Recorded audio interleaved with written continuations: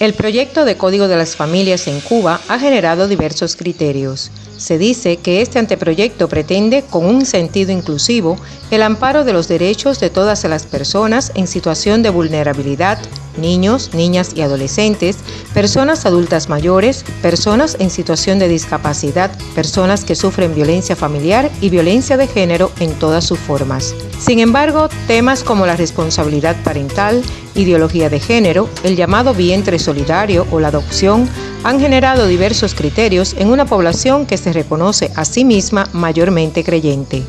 Vamos a buscar qué piensan algunos líderes religiosos en nuestro municipio sobre esta propuesta que será llevada a referendo para su aprobación. En el episodio de hoy, conversamos con los máximos representantes de las iglesias Bautista y Metodista de Manzanillo.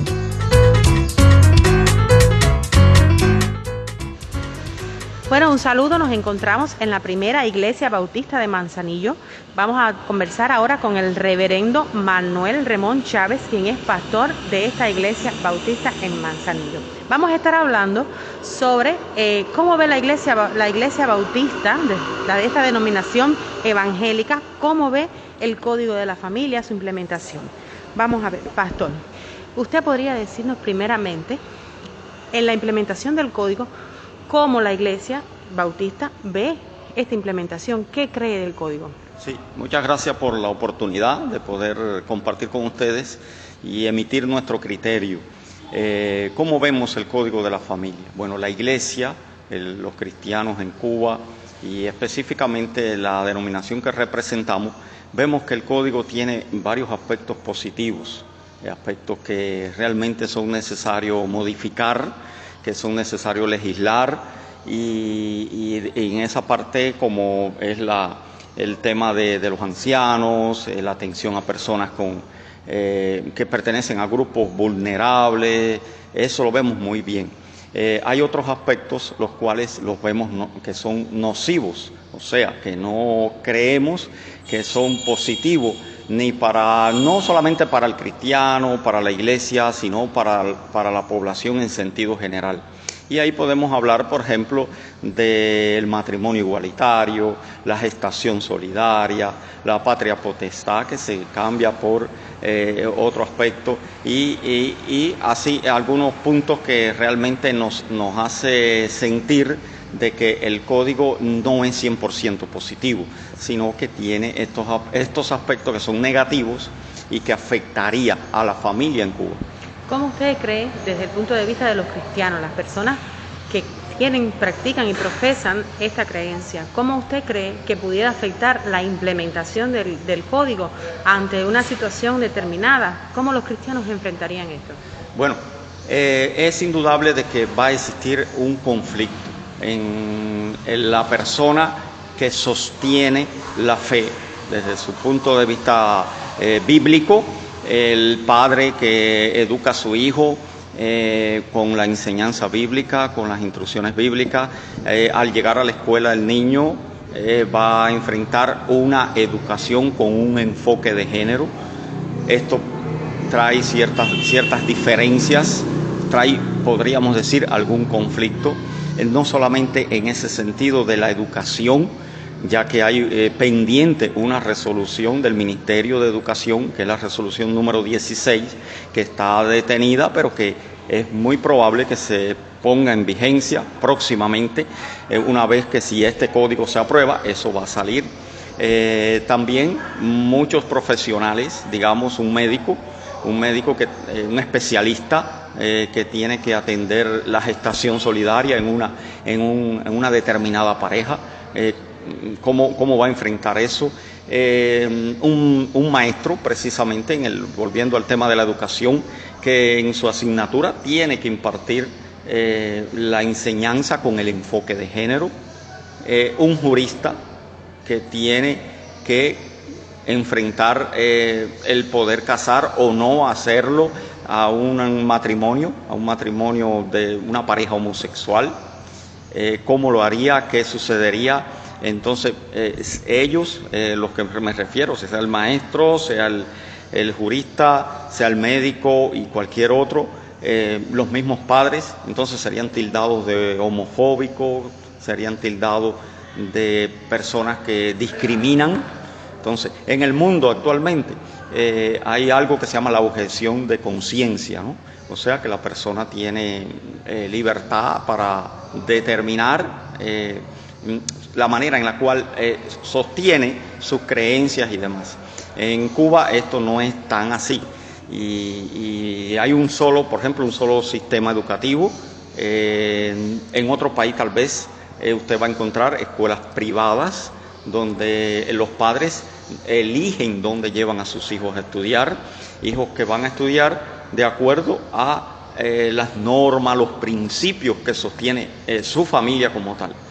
Entonces, en alguna medida sí existiría ese conflicto, existirían ciertas diferencias y esto no dudamos de que provocaría cierto descontento dentro de las mismas iglesias, los creyentes, y no solamente creyentes, personas que no aceptan, digamos, el matrimonio igualitario y la enseñanza con enfoque de género. Ante todas estas situaciones y todos los posibles casos que podrían enfrentar la iglesia, ¿cuál sería la posición de la iglesia ante la implementación del código? Sí. O la posible implementación del código. Claro. De aprobarse el código tal como está, nosotros hemos estado orando como iglesia y también hemos estado instruyendo y guiando a los creyentes en el conocimiento de la letra del código como tal, ¿no? También muchos cristianos han estado participando en las consultas populares, que creemos que eso es muy positivo, porque las personas pueden emitir sus criterios. Entonces, ¿qué sucede? ¿Qué pasa con la iglesia si el código es aprobado tal como está? Porque ahora va a ser revisado, tal vez venga con algunas modificaciones que quisiéramos que se modificaran, puntos que son esenciales como estos que te mencioné. Entonces la iglesia tiene un papel y es el papel educativo también.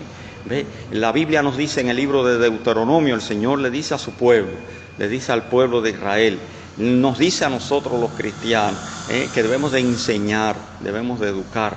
Y dice que esa educación es al levantarte, al acostarte, al andar por el camino, en todo momento va a estar presente esa educación, esa formación en los valores de los hijos, ¿no?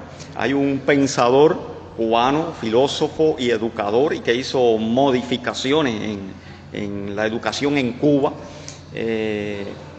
Era discípulo de Félix Varela, José de la Luz y Caballero. José de la Luz y Caballero dijo que la educación comienza en la cuna y que termina en la tumba.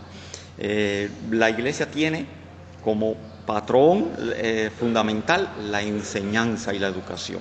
O sea que ahí está el punto fundamental. ¿Cómo enfrentar esto? Bueno, la iglesia no va a delegar eso, va a continuar la iglesia enseñando, va a continuar la iglesia enseñando valores y principios que son morales, que son espirituales y que creemos que es para bien de la sociedad, no solamente para bien del cristiano, sino para bien de la sociedad. Bueno, pues agradecemos al reverendo por su intervención. Usted no se pierda, que seguiremos con más del código hablando aquí en nuestro canal iVox.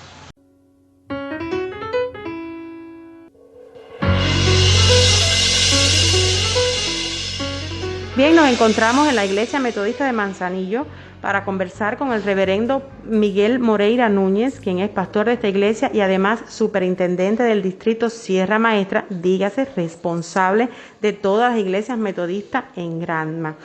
Pastor, ¿cómo ve la iglesia la implementación del Código de las Familias o del proyecto del Código de las Familias sometido ahora a consulta popular? Como cristianos lo vemos mal. Va en contra de nuestras creencias, en contra de la Escritura, y como pastor yo lo veo mal también, porque no agrada a Dios, pero tampoco agrada a la ciencia, ni a la biología tampoco le agrada. Entonces están queriendo implementar algo, vamos a llamarle, que ni la naturaleza está de acuerdo. Todo lo tiene en contra. No solamente nosotros que nos tildan de fanáticos, de fundamentalistas. No. Es que Eso no está bien en ningún punto de vista, y bíblicamente mucho menos. ¿Cómo afectaría a los cristianos la posible implementación de este proyecto?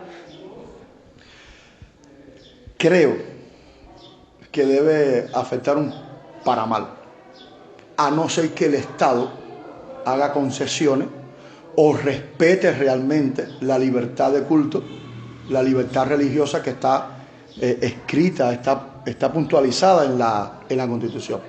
Mira, Lili, por ejemplo, viene dos hombres a casarse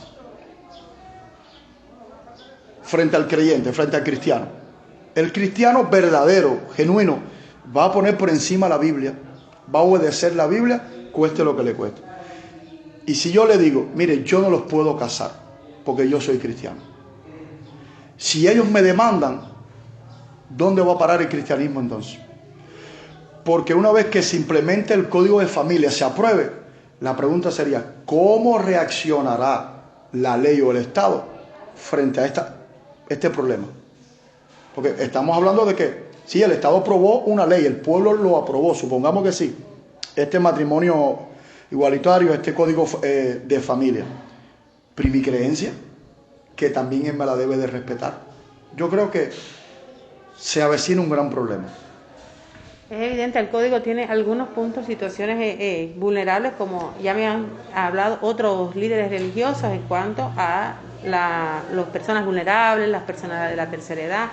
Entonces, cuando un cristiano que fiel de su iglesia tuviera, por ejemplo, juristas, maestros, tuviera que implementar, llevar a cabo o ejecución este código, ¿cómo actuaría la iglesia ante esta situación?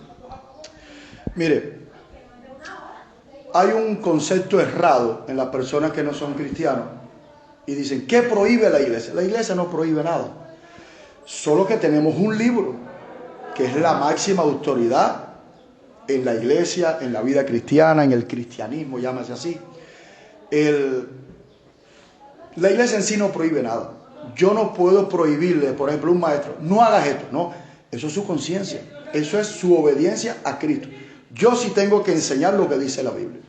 La Biblia dice que los homosexuales no heredarán el reino de los cielos.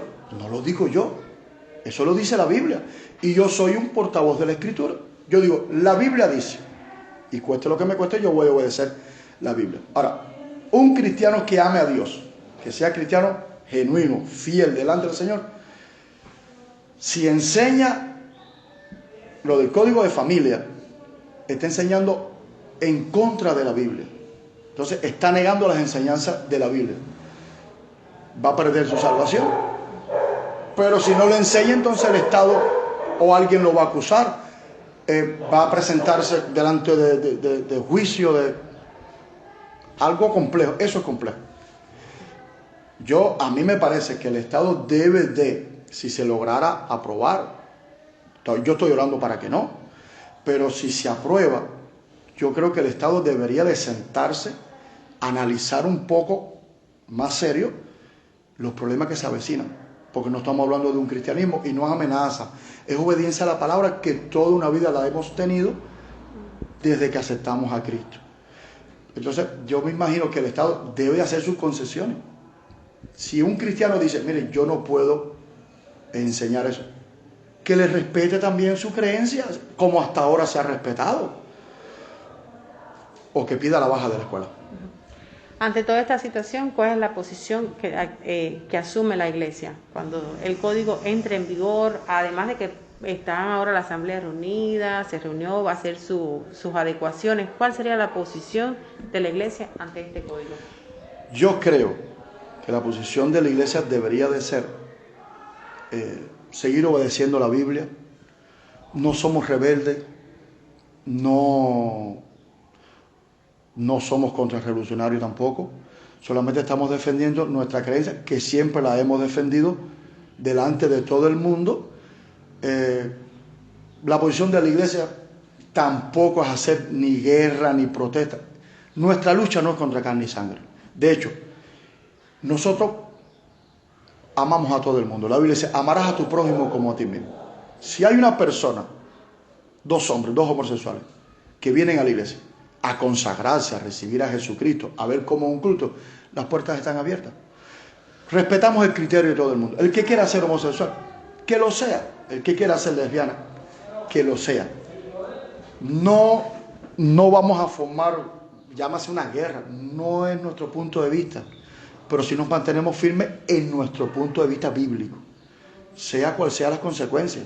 Nosotros amamos a todo el mundo, respetamos a todo el mundo. De hecho, en mi iglesia, en nuestra iglesia, hay personas que fueron homosexuales, que fueron lesbianas, y ahí están adorando a Cristo. La hemos amado, enseñado la Escritura, para nada le cerramos la puerta y para nada la odiamos. Pero la firme decisión de la iglesia es la misma desde hace 2000 años hasta aquí. Amamos a Dios, amamos al prójimo, amamos nuestra patria, pero la Biblia está por encima de todo. Ese es el papel de la iglesia. Vamos a seguir predicando, vamos a seguir anunciando el evangelio a esas personas con respeto, con amor. Si deciden escucharnos, le vamos a hablar con cariño, con amor. Deciden aceptar a Cristo, pues según el testimonio y la obediencia a la palabra, pues los vamos a bautizar y serán nuevas criaturas delante del Señor Jesucristo. Agradecemos al pastor por su tiempo y a usted le invitamos que continúe con nuestro canal iVoz. Les recordamos que somos Radio Granma en Facebook, Twitter, YouTube y iVoz. Hasta la próxima.